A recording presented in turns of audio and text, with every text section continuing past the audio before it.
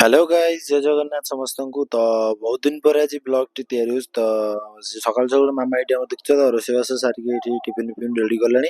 आमर गोटे देख ये गोटे किछ दिन गोटे महाराज बनी गोटे तार यात्रा जो देखुन मु ताकू हाथ मारिली से मत माने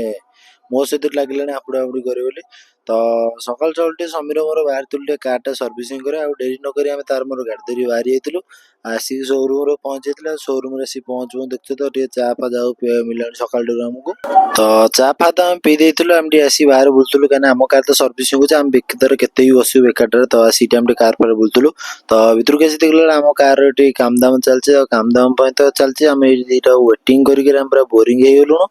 तो लंच टाइम होता दीपर आम रोड क्रॉस कर पलि आसलु खाया विजय ढाबा